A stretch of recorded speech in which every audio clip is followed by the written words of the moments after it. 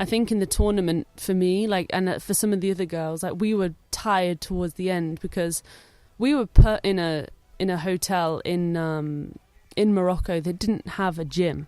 And I don't know really? who that was. Yeah. So for some of us who want to do recovery, I mean, towards the end of the tournament, we were taken to a public gym because initially we were in two to a room, but the rooms were really small. Like, you couldn't even open.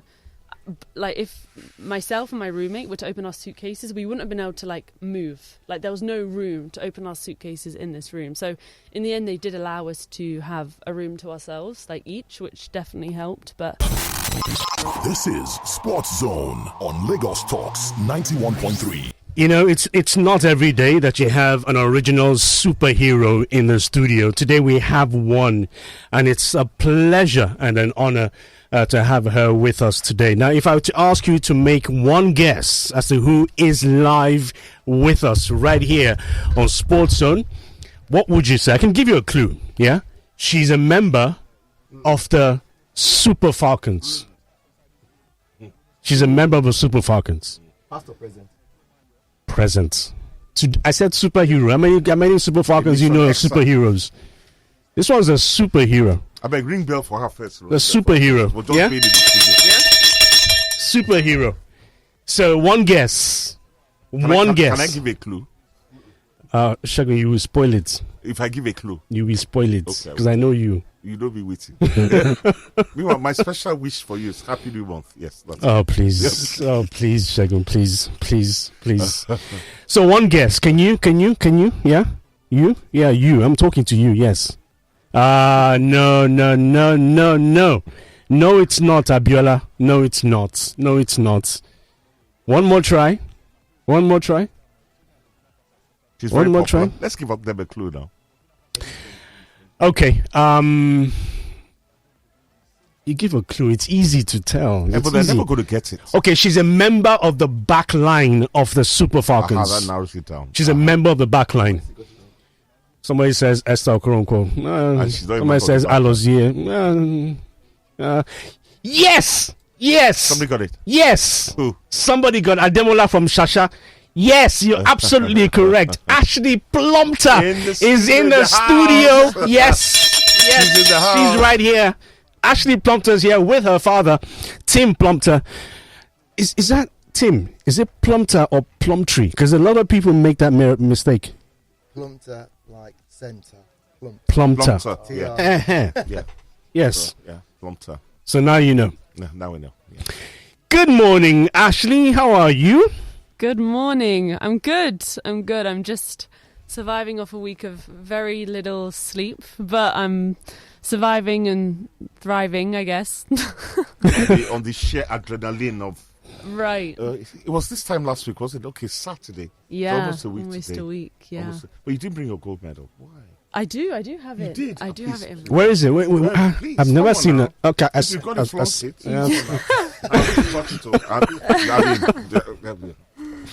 Tim, while she's rummaging her bag for her gold medal, you called it. You know, last time we spoke to you on the show, you said the girls were going to win. Where did you get the confidence from?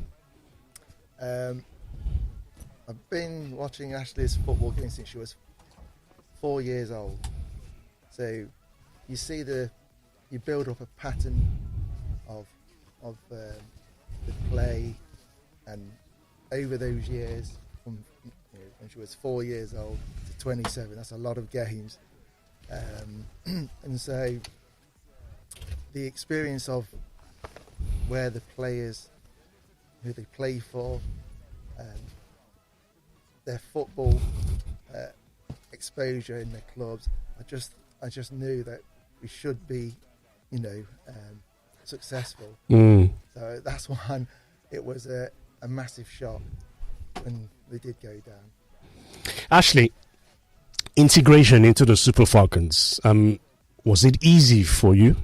Because, I mean, this is not to say. I mean, I'm struggling for words here because we've had people, foreign-born Nigerians play for the national team, but in all honesty, we've never really had someone who is British play for the team, and you know exactly what I mean. So, how did you integrate into the Super Falcons and not feel left out, be more like a sore thumb?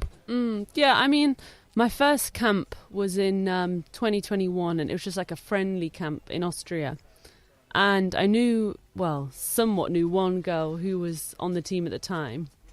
And I think she was born in Nigeria but grew up in the UK. And she kind of took me under her wing a little bit. Like before the camp, she was calling me and messaging me saying like if I had any worries, like she was telling me what to kind of expect. And I do remember one of the things she said was, like, Nigerians pride themselves on being physically strong. So you don't want to be in your first session and somebody just like bully you to the ground, you know. So I was like, right, okay, make sure that I'm, you know, I don't get. I do remember that first session because I remember going up for a header against a player called Desire. And, yeah.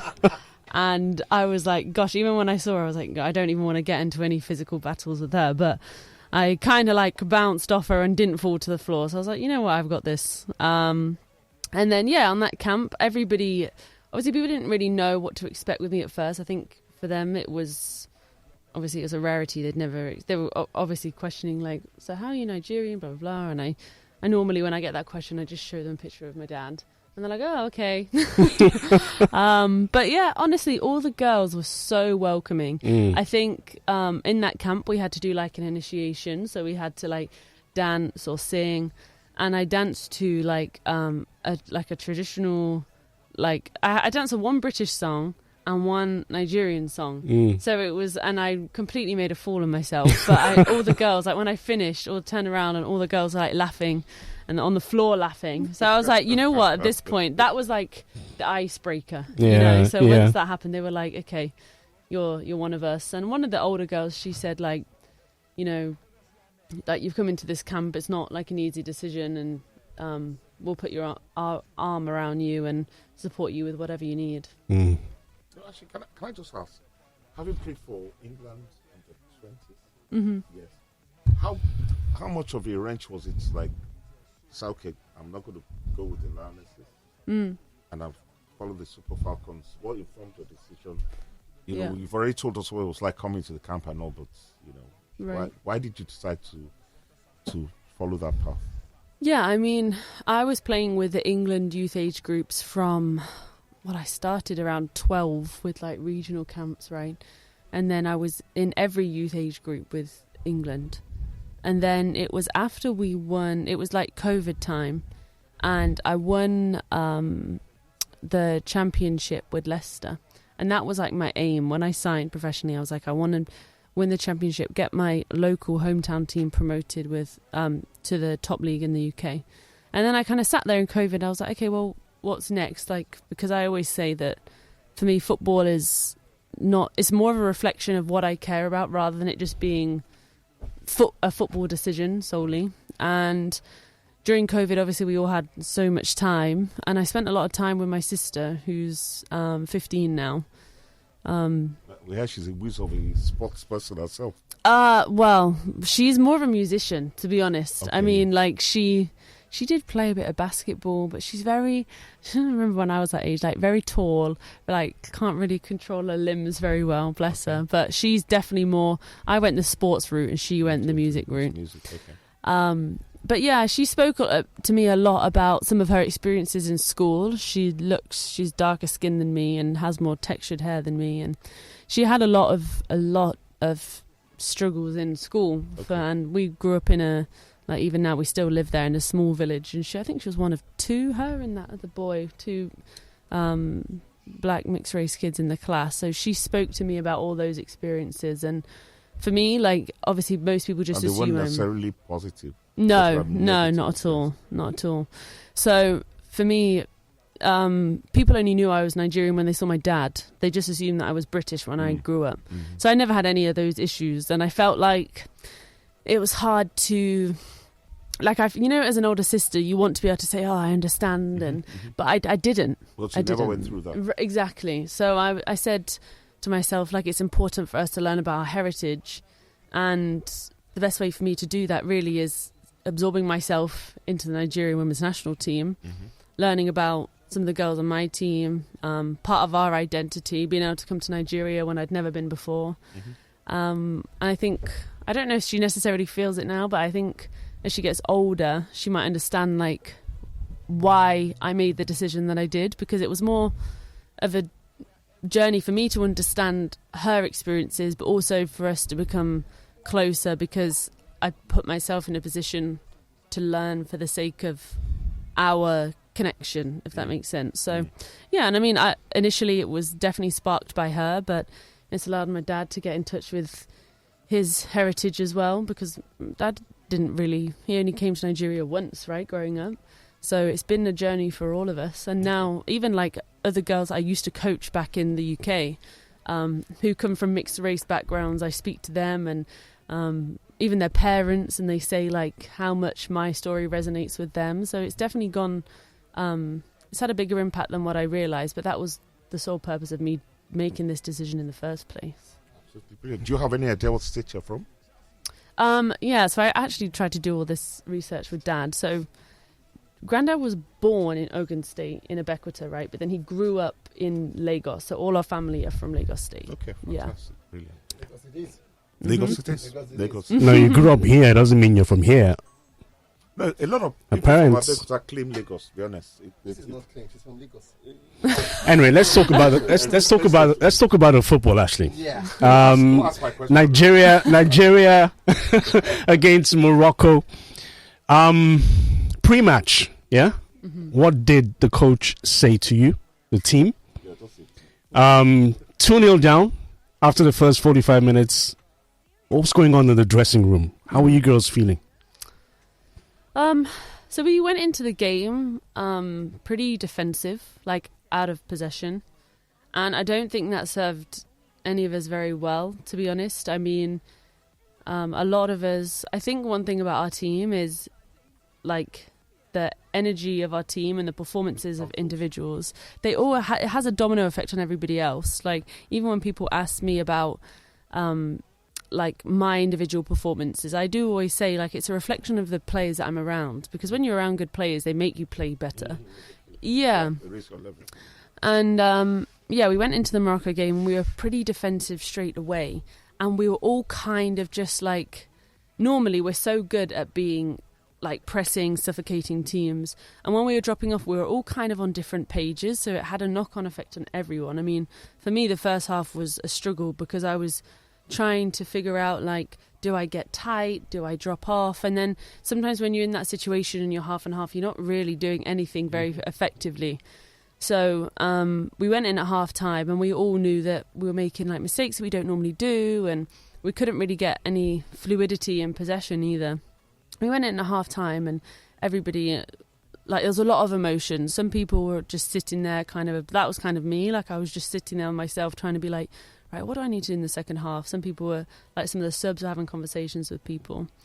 And then when we went out in the second half, we were like, you know what, like we are good. We had to remind ourselves that we are so good when we press teams and we make it hard for them. We play in their half. And I think straight away, like to be honest, Morocco were pretty tired when, like even at the start of the second half.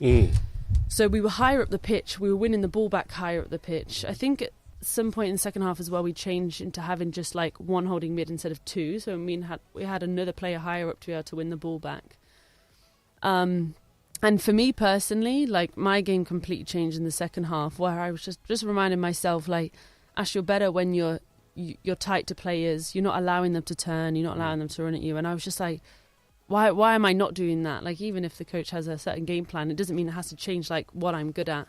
So in the second half, I was like, I'm just not going to allow her to be able to run at me. And again, everybody had a knock-on effect on each other, winning the ball higher up, being able to play. They couldn't then play out. And then we just started to get momentum. I mean, we were winning the ball back. We were playing more in the final third. And then the penalty came. And then that, for me, like, honestly, I don't know how the other girls felt, but as soon as we got that penalty, I was like, right, we've got to come back on here. So, yeah, I mean, yeah, the tides definitely changed pretty quickly. But this wasn't until, I think, about 60 minutes that we got the goal. And then we made some subs, like when Rinsola and Joe Eshigini came on. I think they made a huge difference. And, yeah, we just managed to get the goals back. So, is there anything specific that because this is a team that only conceded one goal against it up to that stage, and it was a penalty? Yeah. Conceded 2 goals in 45 minutes, which shocked everybody. Yeah, me too. So, is there anything specifically that Justin told you guys that move up the pitch? As Riley said, don't get them time to play from. Did he say was there anything, any specific change of tactics? Yeah, I mean, he did say to us, like, I need you all to get tighter. And I think from an individual perspective, we can. But I think when we collectively, as a group, decided that we all wanted to be higher up, like even we do like a little huddle before the start of like the first half. Okay, that's what that's about. Okay. Yeah. And we all said to each other, just as players, we were like, this is not our standard, and let's make it hard for them by being higher up. So, it was like, sure, we got some things from the sideline, but I think collectively as players, it was our decision to be like, right, this is not good enough. You owned the moment. Yeah, exactly. You stepped up. Yeah, and I think even the goals that we conceded, they were really poor goals. Like, they were our mistakes rather than them being able to play through us, So we just knew that we had to just get on top of those little... And think about it as well. Like, this is the final of... We've been away for 5 weeks. And I don't know about some of the other girls, but I was tired, Like, it's not just a physical game. It's, like, emotionally draining, So you had to get yourself to a point where, like, half-time I just collected myself, breathe, focus on... Like, I speak to myself out loud. So when I walked back onto the pitch for the second half, I was like, Ash, you know what you're good at. Be yourself, ignore the noise. Yeah, and then as soon as I think within the first couple of minutes, I, like, won a header or something. And that, for me, was just, like, the turning point. Got stuck in. Right. Actually, the penalty was a turning point for the team, yeah? Designated penalty taker, Ajibade, captain of the squad, yeah? Why didn't she take the penalty? Why did she let Esther Okoronkwo take it? I never spoke to her about that. I don't know.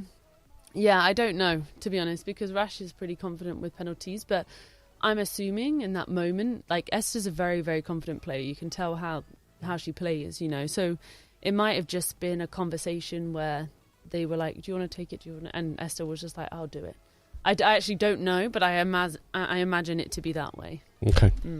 All right, you spoke about individual experience. What was the feeling for you after the comeback, the final whistle, Nigeria champions? What was the emotions running through you? Especially when it went to 2-2. I just had a very good feeling. I think, I did. Like, I knew that we had the momentum at this point, and I could physically see how exhausted these Moroccan players were. I mean, they made a couple of subs, so I was thinking, like, oh, maybe that will bring a bit of freshness, but we just managed to step up. The one thing about our team is, even when we're tired, somehow we managed to just, like, push through, and I don't know where it comes from. And even for myself, I've never had an experience, like, when I play with these girls, it's something that I've not even experienced when I play at club. Like, there's something about the, like, tenacity and raw passion of the girls that just makes you find something. Even when you're really tired, you can just find something in you to be able to keep going. And, yeah, again, I just put that down to the amazing energy of some of the players. All right, Ash. Sorry, Charles. Hello, good morning. Okay, got it. Cool. Okay. Hello, good morning. Good morning. Good morning. Good morning. How are you guys doing? Shegun and Charles, good morning. We're fine, thanks. Yeah, we got Ashleigh and Tim in the studio. Yes. In fact, I need to let her know. I always call her my babe. She's my girlfriend in that team. And that is here. I wish all the best. It's great to have you in the team and all that. Love you so much. And one thing I always look forward to, I say whenever I have the opportunity of speaking with you, I'll ask you to start training yourself to take free kicks. Like, after I saw you, the match against England, the shot you took that hit the bar and all that, I think you'll be a good free kick taker if you practice it. You know, the Beckham kind of free kick, Roberto Carlos kind of free kicks and all that. If you train yourself very well, I think you'll be good at taking that kind of set piece. And you'll be very relevant in that team. So keep it up. All the best. Good to have you in the team. Your fighting power, fighting strength and all that. And all you've said. Thank you for accepting to play for Nigeria and all Yep. that. I wish you all the best, and I wish many more people, ladies that will aspire to play football, and they'll come. Look, you are going to be my wife by God's grace. All right, guy, be God. There's so many messages coming here for you, Ashleigh. So many of them. But we Nigerians. have to say this. Ashleigh is on a tight schedule. Yes. She does have to leave in a couple of minutes. So maybe some other time we'll have you via telephone. Yes, Yeah, but sure. any messages that we can read through? There's so many of them. Well done, Ashleigh. That's Ike from Lekki sending his message in. They say it's an understatement to say this is one of the best sports anywhere in the universe. He's also talking about Ashleigh. Says Ashleigh prompting ferocious shots against the crossbar. Talking about the game against England. Final question, because I know you are you're on a tightrope. What do we need to do, for the Super Falcons, in your opinion, to make a serious dent at the Women's World Cup? That was my question. And you play for England. Yeah. Both competitions are running concurrently. Right. Do you understand? Yeah. How do we close that gap? Yeah, I know that this team has the talent, but I think with some teams like, let's say, England, obviously they've just won the Euros, the amount of investment and meticulous planning and structure and everything behind them in terms of, it's just like little things like the resources, what fields they're training on, what their recovery is like. Like, I think in the tournament for me, like, and for some of the other girls, like, we were tired towards the end because we were put in a hotel in Morocco that didn't have a gym. And I don't know Really? who that was. Yeah. So for some of us who want to do recovery, I mean, towards the end of the tournament, we were taken to a public gym to be able to use. Just for the benefit of our listeners, yeah? Yeah. Whose fault was this? The Football Federation or the Moroccan authorities? We actually don't know. I don't know if it's like, because obviously in the tournament you were assigned, like, it's CAF, organised by CAF, but I don't know if it's like the Moroccan FA. I honestly, I'm not quite sure. But yeah, it wasn't until we were in a hotel kind of before the tournament, and it had a very small gym. But during the length of the tournament, up until the final, when we moved to Rabat, because we were in Casablanca the whole time, a hotel for however many weeks in Casablanca, where we played all our group games, we played the quarterfinals, we played the semi-finals there. We didn't have a gym or a pool or anything like that in our hotel. It was like one of those like little hotels in the city. That's, So that was pretty tough for somebody like me who's still trying to. Like, obviously, I had an injury last year, and I'm still I have to keep, like, loading my Achilles, and, and I think for some of the girls as well, they like to be able to keep their strength up, or even, like, for recovery, to get on a bike. Like, to be able to use the gym only towards the end of the tournament is pretty tough. But did the team complain to the Football Federation? Mm-hmm. This is why I can only speak so highly of Rash, our captain. I think she's obviously new to the role, but she is so, so professional. And as soon as we got to the hotel, she actually told all of us, don't unpack. She was like, we're not going to stay here. We ended up staying there in the end. We did, because initially we were in two to a room, but the rooms were really small. Like, you couldn't even open, like, if myself and my roommate were to open our suitcases, we wouldn't have been able to, like, move. Like, there was no room to open our suitcases in this room. So in the end, they did allow us to have a room to ourselves, like, each, which definitely helped. But she did say, to all of us, she told the people in charge, like, no, we have to be able to move. Like, we're here in a major tournament and we don't have a gym. Okay, we have to go. We have to go. Thank you so much, Tim. You're welcome. I mean, you're the reason why Ashleigh's here, and I must say a big thank you to you. And there's so many messages I can't even. So many. That's why I said to you that look, an hour we could do you. Have you here for an hour, and we wouldn't have to say a word. That's what it's like. But we do understand that you have to go.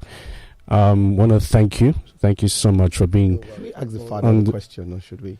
There's a question for. Go ahead. Storm Raider says, "Look, Plumpton, I'm my greatest fan. He's asking, is she married?" I get this question so much. No, I'm 27 and I've not even. Yeah, that's not even anything in my mind right now. I mean, I don't even have any time. Are you going to marry a Nigerian? I mean, do you know what? To hear this question when I'm sat next to my dad is kind of a funny situation. But Tim, thank you so much once again. How are you feeling 2 goals down? What was going on in your head?